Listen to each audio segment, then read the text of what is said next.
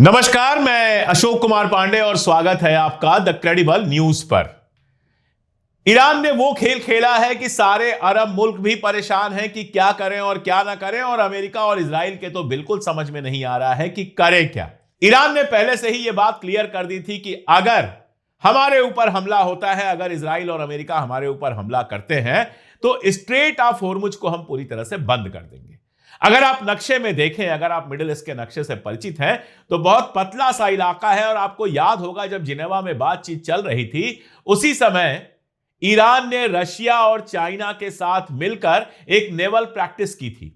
और उस naval practice में मेन काम यह किया था कि स्ट्रेट ऑफ होर्मुज को थोड़ी देर के लिए बंद कर दिया था, प्रैक्टिस के लिए बंद कर दिया था। दरअसल उसी समय ईरान ने यह पूरा प्लान बनाया कि कैसे स्ट्रेट ऑफ होर्मुज को बंद किया जाएगा। अब ये जो स्ट्रेट ऑफ होर्मुज है, आप जानते हैं, ये बंद होने का मतलब ये है कि मिडिल ईस्ट की तरफ जाने वाला सामान और मिडिल ईस्ट से बाहर निकलने वाला सामान दोनों बंद हो जाता है। 25% से ज्यादा दुनिया का तेल इसी रास्ते से आता है। और यह भी बता दूं कि मिडिल ईस्ट के देशों के लिए अनाज पानी जितना कुछ जाता है, वो सब भी यहीं से जाता है, हिंदुस्तान से, पाकिस्तान से, साउथ एशिया से, बहुत सारी जगहों से इसी रास्ते से सामान जाता है। और इसको ईरान ने पूरी तरह से बंद कर दिया है। कल एक खेल हुआ और वो खेल अपने आप में मजेदार था। मैंने पहले भी बताया है कि अमेरिका ने एक ट्वीट किया, अमेरिका के जो सेक्रेटरी हैं उन्होंने ट्वीट किया कि हमारा एक जहाज वहां से निकल गया। जवाब यह मिला कि जो जहाज आपका निकला है वो किसी वीडियो गेम में निकला होगा, क्योंकि यहां से तो कोई जहाज निकलेगा नहीं। यहां तो पानी के नीचे हमने माइंस बिछाई हुई है, जो जहाज निकलेगा उसको उड़ा दिया जाएगा। कुछ जहाज निकलने की कोशिश किए तो वो बुरी तरह से नुकसान भी पहुंचा। कुछ जहाजों ने निकलने की कोशिश की तो उनका क्या हाल हुआ वो सारी दुनिया देख चुकी है। मर्सर्क, जो दुनिया की सबसे बड़ी कंपनी है जहाज से सामान पहुंचाने और ले आने वाली, उसने अपने ऑपरेशंस रोक दिए हैं कि हम फिलहाल कोई ऑपरेशन नहीं करेंगे। आपको याद होगा हूथियों ने जब रेड सी रोका था तो वो रास्ता भी मर्सर्क ने रोक दिया था। और एक और बात आपको बताऊं, ये जितनी जहाजें जाती हैं सबका बीमा होता है, इंश्योरेंस होता है। तो अगर ये डूब जाए तो इनका इंश्योरेंस वापस मिलता है।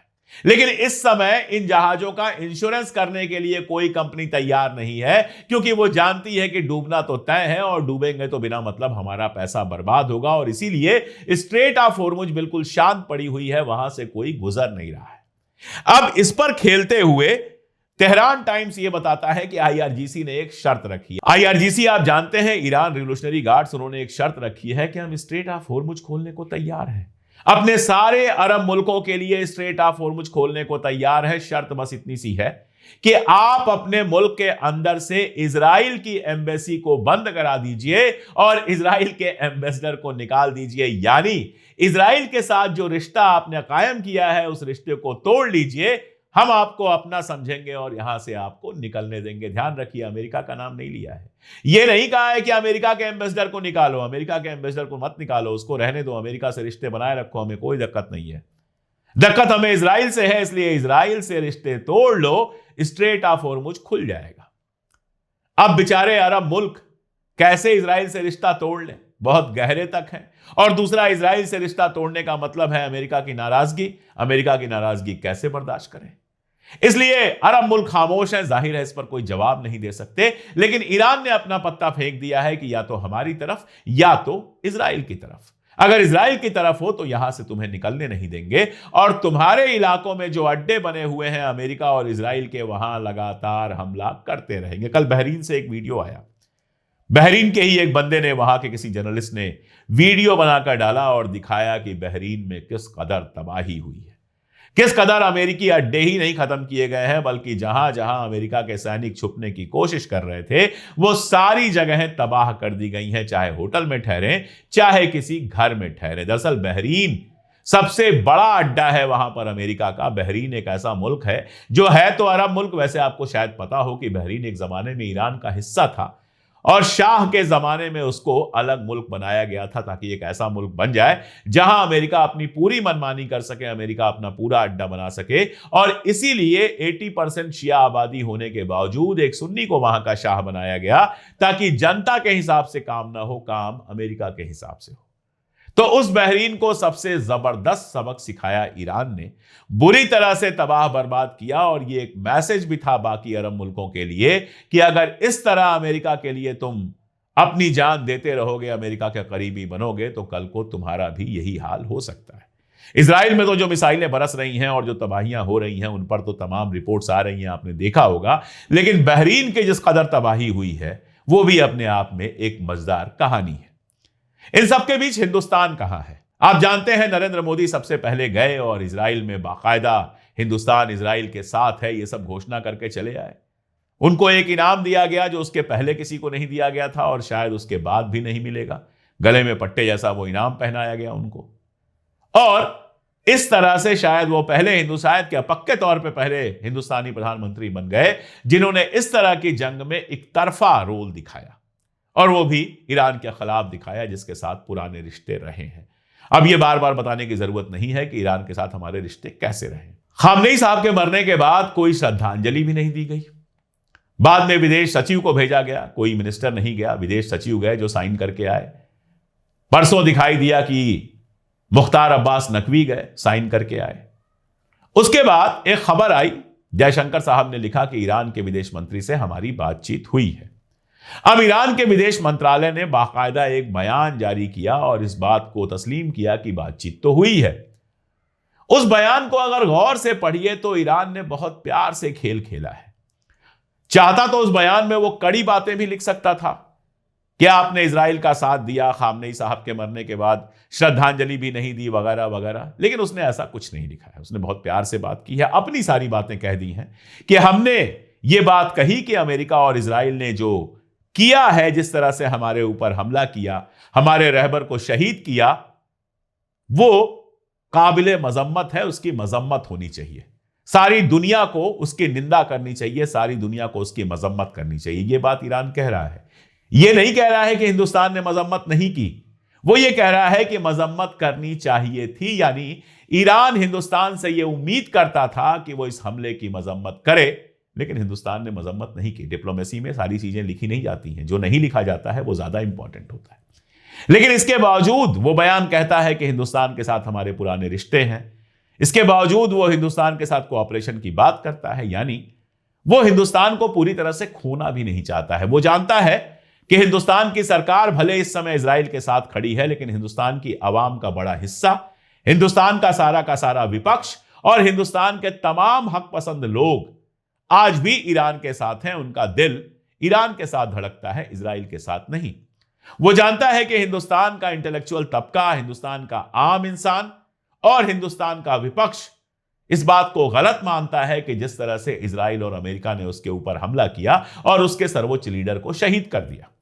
इसीलिए हिंदुस्तान से कोई दुश्मनी दिखाने की जगह उसने मोहब्बत में बात की, लेकिन अपनी बात पूरी की पूरी कह दी कि हुजूर आला, हमें उम्मीद थी कि जब हमारे ऊपर इस तरह से हमला हुआ तो हमारी 150 बच्चियों को मार दिया गया, एक स्कूल में हमारे रहबर को मार दिया गया, तो आप कम से कम इसकी मजम्मत तो करते। तो बहुत फाइन डिप्लोमेसी खेली है ईरान ने। हिंदुस्तान के साथ रिश्ते खराब भी नहीं करना है और अपनी पोजीशन बहुत साफ साफ बता देनी है। दरअसल मुझे लगता है कि नरेंद्र मोदी सरकार भी डिलेमा में है। इजराइल का समर्थन कराए, इनको लगा होगा कि इजराइल तो बस 2 दिन में जीत जाएगा, ईरान में सरकार बदल जाएगी और ईरान में जो नई सरकार बनेगी वो तो अमेरिका और इजराइल के सरपरस्ती में काम करेगी, तो हम ईरान की नई सरकार से भी रिश्ता बना लेंगे, इजराइल से भी रिश्ता बना रहेगा, दोनों हाथ हमारे घी में होंगे। नहीं मालूम था उनको कि जब दोनों हाथ घी में डालने की कोशिश करते हैं तो कई बार सर कड़ाही में चला जाता है। हो गया सब उल्टा। 4 दिन छोड़िए, 10 दिन हो गए जंग को। न जंग खत्म होने का नाम ले रही है, न ही ईरान कहीं हारने जा रहा है, बल्कि अमेरिका ने जो जो तसव्वुर किया था, जो जो प्लानिंग की थी, वो सब फेल हुई। न तो वहां पे सरकार बदली, न वहां जनता सड़क पर आई खामनेई साहब के खिलाफ, और ना ही सारे अरब मुल्क इजराइल के साथ मिलकर ईरान के दुश्मन हो गए। और तो और जो अमेरिका का सारा डिफेंस सिस्टम बना हुआ था वो पूरी तरह से बर्बाद हो गया। दुनिया भर में लोग अमेरिका के खिलाफ जुलूस निकाल रहे हैं, जंग बंद करने की बात कर रहे हैं, और जो अमेरिका के सबसे करीबी दोस्त हैं, चाहे वो इंग्लैंड हो, फ्रांस हो, कनाडा हो, ऑस्ट्रेलिया हो, इन्होंने अभी इस बात का कोई संकेत नहीं दिया है कि ये इस जंग में शामिल होंगे। इस तरह के संकेत बहुत सारे मिल चुके हैं कि इराक की जंग में जो गलती हुई थी वो गलती हम दोबारा नहीं करने जाएंगे, मतलब ये इस जंग में शामिल होने नहीं जा रहे हैं। अब हिंदुस्तान क्यों कहूं, नरेंद्र मोदी सरकार पशोपेश में है। देश के अंदर आयल का संकट शुरू हो चुका है। विपक्ष संसद के अंदर लगातार सवाल पूछ रहा है और ये सवालों से भाग रहे हैं। एलपीजी के लिए लंबी लंबी लाइनें लगनी शुरू हो गई हैं। कहा जा रहा है पेट्रोल डीजल की भी कल समस्या, किल्लत पैदा हो सकती है। और ऐसे में इजराइल अमेरिका से कहीं से कोई मदद मिलने वाली है नहीं। मदद मिलेगी भी तो ईरान से ही मिलेगी, अगर ईरान भारतीय शिप्स के लिए स्ट्रेट ऑफ हॉर्मुज खोले और तेल आने दे। तो इजराइल के साथ ज्यादा दोस्ती का कहीं कोई फायदा मिलता तो दिख नहीं रहा है, नुकसान काफी मिल रहा है। शायद यही वजह है कि इतने दिनों बाद ईरान से बात की गई, अपनी तरफ से जरा सा हाथ बढ़ाया गया। हमेशा याद रखिए, जब दो पक्ष लड़ाई लड़ रहे हों तो किसी एक पक्ष के साथ खड़े होने का कोई फायदा नहीं होता है, वो भी अपनी ट्रेडिशनल पॉलिसी को छोड़कर, ट्रेडिशनल पॉलिसी को तोड़कर। आप देखिए, बड़े बड़े आर्मी के एक्सपर्ट्स, जनरल बख्शी जैसे लोग जो एक जमाने में भारतीय जनता पार्टी के लिए इतनी बात करते थे, एडमिरल अरुण प्रकाश जो आज हमारे जितने भी जिंदा हमारे आर्मी ऑफिसर्स हैं उनमें सबसे ज्यादा डेकोरेटेड और सबसे ज्यादा इज्जत पाने वाले एडमिरल हैं, ऐसे लोग, पी शिवशंकर मेनन जो विदेश सचिव थे हमारे और बड़े डिप्लोमेट दुनिया के माने जाते हैं, इनके इंटरव्यूज आप देखिए, ये सारे के सारे कह रहे हैं कि भारत सरकार ने जो किया वो बिल्कुल गलत किया, उसका कोई फायदा नहीं हुआ, हमारी डिप्लोमेसी का सत्यानाश कर दिया, जो हमारी ट्रेडिशन थी उसको तोड़ दिया। ये सारे लोग नाराज हैं अगर सरकार से। इसका मतलब बहुत साफ है कि सरकार ने, मोदी सरकार ने जिस तरह से इजराइल से दोस्ती उसी समय दिखाने का फैसला किया जिस समय जंग बिल्कुल होने वाली थी, वो एक गलत निर्णय था। ईरान ने अभी तक आपको दुश्मन घोषित नहीं किया है, ईरान ने अपने रास्ते खोले हुए हैं, आप धीरे धीरे बढ़ रहे हैं, लेकिन एक पांव इजराइल में एक पांव ईरान में, यह भी तो मुमकिन नहीं है। जब तक आप इजराइल से इतनी मोहब्बत बनाए रखेंगे, ईरान से दोस्ती तो होगी नहीं। और मैंने पहले ही दिन कहा था कि फर्ज कीजिए इस जंग के बावजूद ईरान नहीं हारा, ईरान में सत्ता नहीं बदली, यही सत्ता चलती रही तो उसके मन में हमेशा के लिए यह ठेस रहेगी कि जब हम मुश्किल में थे तो हिंदुस्तान की सरकार ने जाकर इजराइल का हाथ थामा, हमारा हाथ नहीं थामा। इसके क्या रिपरकशंस होंगे, इस पर हम आगे बात कभी करेंगे या आगे देखेंगे, लेकिन अभी फिलहाल तो स्थिति यह दिखती है कि ईरान ने सबकी उम्मीदें तोड़ दी। जो लोग ये उम्मीद लगाए बैठे थे कि बस इजराइल और अमेरिका 4 दिन में सब निपटा देंगे और ईरान में सत्ता बदल जाएगी, जनता सड़क पे आ जाएगी, वो सारी उम्मीदें ईरान ने तोड़ दी। और इसकी वजह से नरेंद्र मोदी जी ने जो जाकर इजराइल के अंदर दोस्ती का इजहार किया था, मोहब्बत का इजहार किया था, वो शायद उनको बहुत भारी पड़ने वाला है। आपको क्या लगता है कमेंट में बताइएगा। जुड़े रहिए हमारे साथ, देखते रहिए हमारे वीडियोस। चैनल अब तक सब्सक्राइब ना किया हो तो चैनल को सब्सक्राइब कर लीजिए, और साथ में अगर हमारी ताकत बनना चाहते हैं तो हमारी मेंबरशिप ले लीजिए। स्क्रीन पर आपको एक कोड दिख रहा होगा, QR कोड, उसको स्कैन कर सकते हैं, या फिर पिन कमेंट में, डिस्क्रिप्शन में कहीं भी जो हमने लिंक दिए हैं उनसे आप ज्वाइन कर सकते हैं।